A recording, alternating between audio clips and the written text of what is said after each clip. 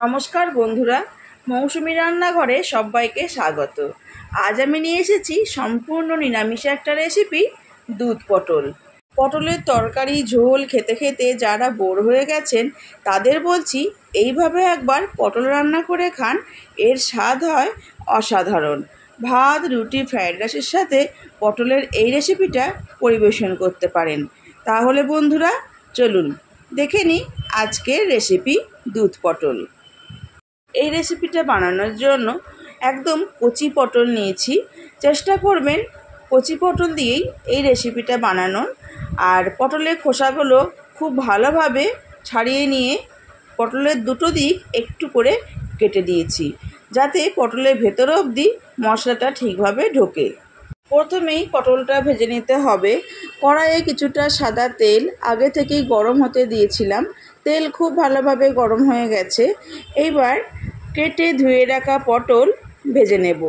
আর গ্যাসের ফ্লেমটা মিডিয়ামে রেখে পটলটা একটু সময় নিয়ে ভাজবেন, তাহলে পটলটা খুব ভালোভাবে নরম হবে। আর পটল ভাজার সময় নুন হলুদ কিছুই দেবেন না।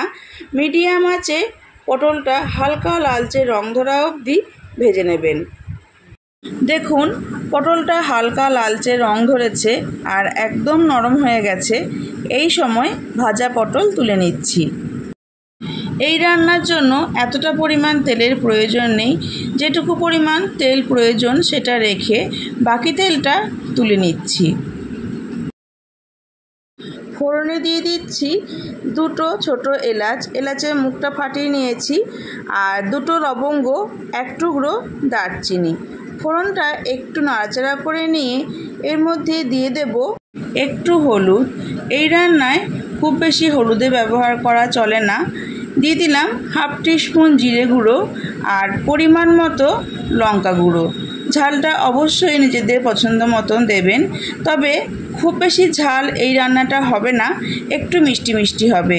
যেহেতু গুঁড়ো মশলা দিয়েছি তাই সামান্য একটু জল দিয়ে গ্যাসের ফ্লেমটা লো টু মিডিয়ামে রেখে 1 থেকে 1.5 মিনিট মতো নাড়াচাড়া করে নেব। লো টু মিডিয়াম ফ্লেমে 1 থেকে 1.5 মিনিট মতো সময় ধরে মশলাটা নাড়াচাড়া করে নিয়েছি। দেখুন তেলটা রিলিজ করে দিয়েছে। এইবার দিয়ে দেব ভেজে রাখা পটল। ভাজা পটল দেওয়ার পর 1 মিনিট মতো সময় ধরে নাড়াচাড়া করে নেব। গ্যাসের ফ্লেমটা কিন্তু মিডিয়ামেই থাকবে।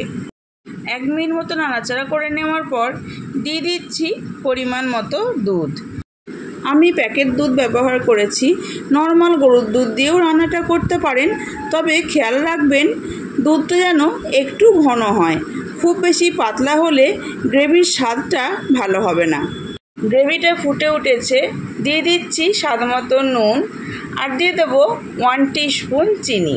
এইবার সব কিছু ভালোভাবে মিশিয়ে নিয়ে গ্যাসের ফ্লেমটা লো টু মিডিয়ামে রেখে ঢাকা দিয়ে 4 থেকে 5 মিনিট মতো সময় ধরে রান্নাটা হতে দেব। প্রায় 4 মিনিট পর ফিরে এসেছি। দেখুন রান্নাটায় একটা সুন্দর কালার এসেছে আর গ্রেভিটাও অনেকটা কমে গেছে।